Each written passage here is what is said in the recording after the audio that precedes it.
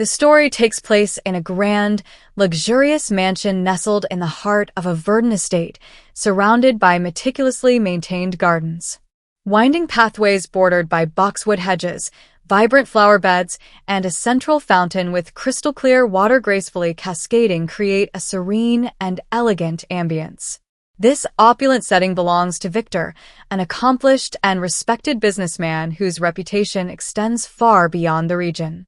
His success stems not only from his intelligence and business acumen but also from his generosity and kindness, qualities that set him apart in a world where profit often takes precedence over humanity. Victor built his fortune through hard work, perseverance, and determination to achieve his dreams. Starting with nothing, he has, over the years, created a flourishing empire without ever losing sight of his values of humility and respect. Despite his remarkable success, he remains humble and approachable, maintaining close ties with those around him, especially the staff at his mansion. To him, the staff are not mere employees. He sees each of them as a valuable member of his extended family and ensures an atmosphere of respect and trust. This kindness is evident in the daily lives of his employees. Unlike many employers of his stature, Victor provides exemplary working conditions, flexible schedules, regular breaks, and dedicated spaces for the staff to relax. He personally ensures that everyone has what they need, offering additional support when someone is going through a tough time. His door is always open, and he takes the time to listen to the concerns of everyone, even the most modest. The staff deeply respects Victor, not just for his professional achievements, but also for the warmth and dignity with which he treats them. They know that, beneath his calm and composed demeanor, Victor is a man of principles who will stand up for those who work for him. It is not uncommon to see him having a friendly chat with a gardener, inquiring about the cook's health, or asking about the families of his employees. His attitude fosters a family-like atmosphere in the mansion, where mutual support and loyalty are paramount. The older staff members remember seeing Victor as a much younger man, working himself on the upkeep of the property, repairing shutters, trimming hedges, or tending the vegetable garden. These memories reinforce their respect for him, knowing that Victor understands the value of manual labor and the challenges of tasks he only delegates out of necessity, never out of superiority. His wife, Emily, however, is a cold and authoritarian woman who delights in flaunting her superiority at every turn. She considers every aspect of the house her exclusive domain, where she enforces strict rules and exacting standards. Although she is always polite in the presence of her friends and guests, her demeanor changes drastically when she addresses the staff, revealing her undisguised contempt. No employee escapes her criticism, but it is toward Jean, a humble servant in her 60s, that she directs her most cruel behavior.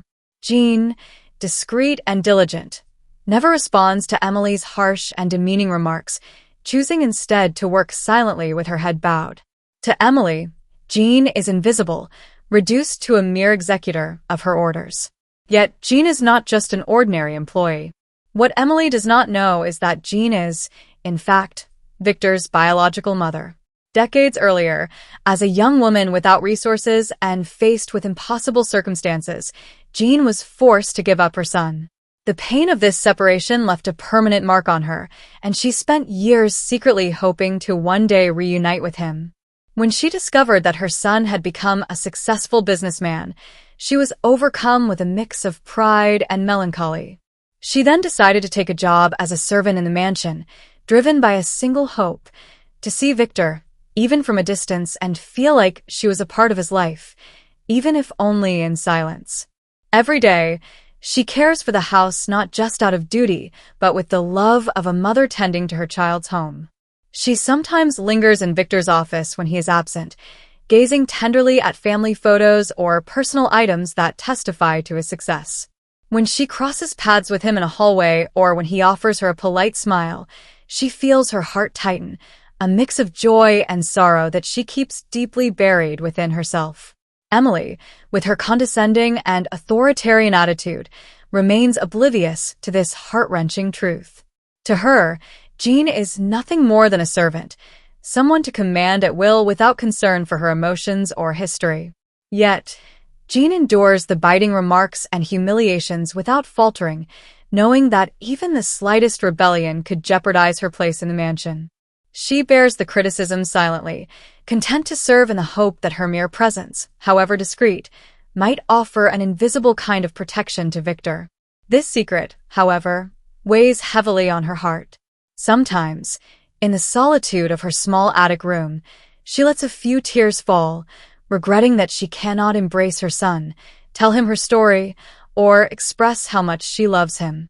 She dreams of revealing the truth to him, of helping him understand why she had to abandon him, and explaining the sacrifices she made to be there, even from afar. But she knows that such a revelation could upend his life and shatter the fragile harmony of this household. One evening, during a lavish dinner party where Emily had invited influential friends from high society, tensions reached their peak. Everything had been prepared with meticulous care. The table, adorned with silver candelabras and fine porcelain, sparkled under the soft lighting of the grand salon. Jean, as always, had poured her heart into the preparations, ensuring every detail met Emily's exacting standards. But as the guests settled into the cozy ambience, Emily noticed a minor imperfection, perhaps a napkin folded slightly askew or a glass placed too close to the table's edge. Without hesitation, Emily drew everyone's attention with a sharp, cutting voice. She turned to Jean and began to reprimand her openly in front of the guests. "Jean, I distinctly told you to pay attention to the details," she snapped coldly, pointing to the alleged mistake. "It's unbearable to see how careless you've become. Perhaps it's your age starting to make you negligent." Jean's face froze as Emily's words rang out in the awkward silence that had descended upon the room. The guests, initially startled, exchanged uneasy glances, some lowering their eyes, others pretending not to notice. Yet Emily, indifferent to the tension, continued her tirade, her words growing increasingly cruel. "And look at yourself," she added, scanning Jean from head to toe. "You could at least make an effort to look presentable in front of our guests. But I suppose that's too much to ask." Jean, her heart heavy and eyes brimming with tears, forced herself to remain silent. She lowered her gaze, avoiding eye contact with the guests, knowing that any sign of weakness could cost her more than this humiliation. She desperately wanted to stand up for herself, to defend her dignity, but she knew her position in the household, and the tenuous connection she had with Victor depended on her discretion and endurance. So she simply bowed her head, clasping her trembling hands tightly to suppress the shaking. One of the guests, moved by the scene, attempted to change the subject with a light-hearted comment, but Emily, unmoved, delivered a final acidic remark that left Jean speechless. "It's truly regrettable to have such mediocre staff. You just can't find good help these days." Victor, seated at the far end of the table, observed the scene with a furrowed brow. Though he had not yet fully grasped the gravity of the situation, a quiet anger simmered within him as he witnessed Emily's blatant disrespect toward this humble, aging woman who served with such dedication. He noticed Jean's silent humiliation, her quiet resilience despite the biting remarks, and a spark of compassion ignited in his heart.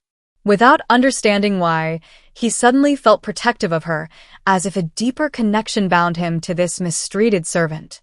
After the dinner ended and the guests left the table, Victor took a moment to find Jean in the mansion's hallways. He discovered her in the shadows, quietly clearing plates and glasses, trying to hide the traces of her tears. "Jean," he murmured gently, his voice low enough that no one else could hear. "I'm sorry for what happened tonight." Those simple yet sincere words deeply touched Jean, who slowly raised her head to meet Victor's gaze. In his eyes, she saw warmth and kindness, which momentarily eased the ache in her heart. She simply bowed her head in respect, whispering a faint "thank you," careful not to reveal too much emotion. Victor, still unaware of the true bond that connected them, sensed something amiss in the household's dynamics. He was not a man to overlook the suffering of those around him, and this scene, which had revealed Emily's relentless arrogance, left him deeply unsettled. Without saying more, he resolved to remain vigilant, determined to ensure that the values of respect and humanity he cherished in his professional life were also upheld in his home. A few weeks after that tense dinner, Victor found himself sorting through an old safe he had recently retrieved from the home of his late adoptive parents. It contained childhood mementos, letters, family documents, and, most notably, a folder he had never fully dared to examine. This folder held information about his adoption, a chapter of his life he had previously explored only superficially, preferring to believe that his family was the one that had lovingly raised him. But something compelled him to open those papers that day, a persistent intuition urging him to learn more about his origins. As he flipped through the documents, his eyes landed on a letter written in a trembling hand, signed only with the initial J. The letter spoke of a woman who, many years ago, had been forced to give her child up for adoption due to overwhelming circumstances. It expressed her love for him, the pain of their separation, and the hope that one day, somehow, she might reconnect with him. As he read those lines, Victor felt a shiver run through his entire being. His heart pounding, he continued searching through the papers and uncovered additional information that confirmed his growing fears. The name of this woman, Jean, appeared in full. Slowly, the pieces of the puzzle began to fit together in his mind, and a staggering truth emerged. This discreet, humble woman who endured Emily's daily humiliations while faithfully serving in her manor was, in fact, his biological mother. Overwhelmed by a wave of conflicting emotions, shock, sadness, tenderness, and guilt, Victor realized he could no longer keep this truth buried. He finally understood the kind and infinitely gentle way Jean had always looked at him, the quiet care she had shown since his arrival, and the endurance with which she tolerated his wife's mistreatment. Her entire life, this woman had sacrificed her own happiness just to stay near him, offering her love without expecting anything in return. Determined to confront this reality, Victor waited for a moment when Emily was absent from the manor. He found Jean in the kitchen, busy washing dishes, as though nothing was out of the ordinary. When he entered, she lifted her head, surprised to see him at such an unusual hour. Before she could say anything, he approached her, his emotions palpable in his eyes. "Jean," he murmured, his voice filled with emotion. "I know everything." Jean froze, her hands stopping mid-motion. Her heart tightened as she looked at Victor with a mix of hesitation and fear. She had dreaded this moment for years, fearing the truth would upend her son's carefully built life. But Victor, his eyes brimming with tears, stepped closer and, without waiting for a response, gently pulled her into an embrace. "Why didn't you ever tell me?" he asked, his voice trembling. "All this time, you were here by my side, and I had no idea." Words failed him, but his emotions spoke volumes. Jean, deeply moved, let her own tears flow. She had dreamed of this moment countless times, but never dared to believe it would actually happen. She gently touched her son's face, unable to hold back her own feelings. "I just wanted to be there for you, Victor," she whispered, her voice breaking. "To see you succeed, to see you happy, that was all I ever wanted. I had no right to disrupt your life." Victor then understood the depth of Jean's sacrifice. Taking her hand, he promised to make up for the lost time and to protect her, just as she had done for him from the shadows. They talked for hours, sharing memories, regrets, and a tenderness they had been forced to bury for years. One afternoon, as the manor buzzed with activity in preparation for a prestigious reception, Emily, in her usual display of coldness, was supervising the staff with a critical eye. Every detail had to be perfect, and she left no room for error. Jean, as always, worked quietly, trying to meet the endless demands of her mistress. But when Emily noticed a slight misplacement of a decorative item on the table, she seized the opportunity to publicly reprimand Jean. "Jean, you really are incapable of doing anything right, aren't you?" she said in a biting tone, her gaze icy. "After all these years, you'd think you'd at least learn how to set a table without everything looking so mediocre." She added, with barely veiled disdain, "I suppose some people just don't have what it takes to understand elegance." Jean lowered her head, holding back tears, but the humiliation pierced her. However, this time, Victor, passing through the room, witnessed the scene. Unable to remain silent in the face of Emily's hurtful words, he felt an anger rise within him like never before. Without hesitation, he stepped forward and placed a firm hand on his wife's shoulder. "Emily, that's enough," he said in a deep, resonant voice, capturing everyone's attention in the room. Silence fell as all eyes turned to him, surprised by this unexpected interruption. "Jean doesn't deserve your contempt," he continued, his gaze fixed on his wife. "She deserves so much more. She deserves respect. Because she is not just an employee here." He paused, and everyone, hanging on his every word, waited for the next revelation with a mix of confusion and curiosity. Taking a deep breath, Victor turned to Jean, his eyes filled with deep emotion. "Jean is my biological mother," he announced, his voice trembling with feeling. "She gave me life, made unimaginable sacrifices, and chose to stay here in the shadows just to watch over me from afar. Today, I refuse to keep this truth hidden any longer." The revelation shocked everyone. Emily, stunned, stepped back, her face pale with surprise and shame. She now realized the enormity of her behavior and the years of cruelty inflicted upon Jean, who was none other than her husband's mother. The other staff members, who had always silently respected Jean, now looked at her with newfound admiration after Victor's confession. Victor stepped closer to Jean and, in a symbolic gesture, took her hands in his. "Jean, you are the only true family I have here. Today, I'm giving you the place you deserve, the place of a respected and honored mother." Tears streamed down Jean's face. After years of burying her secret deep inside, she finally felt a sense of liberation and recognition. She nodded, overwhelmed by the emotion of the moment.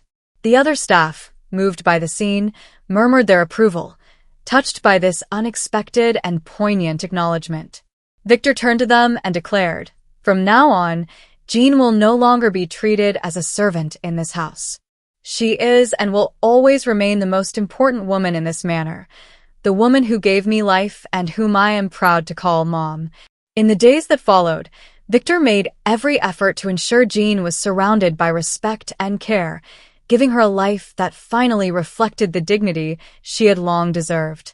Emily, overcome with shame and remorse, gradually withdrew, realizing her arrogance had permanently alienated her husband's love and admiration. The atmosphere in the manor changed. Under Victor's influence, relationships became warmer and more respectful, and Jean's recognition as the household's matriarch brought a new sense of tenderness and kindness. The staff, inspired by the transformation, worked with renewed enthusiasm, deeply touched by Jean's humility and strength of character, the rediscovered mother of the master of the manor.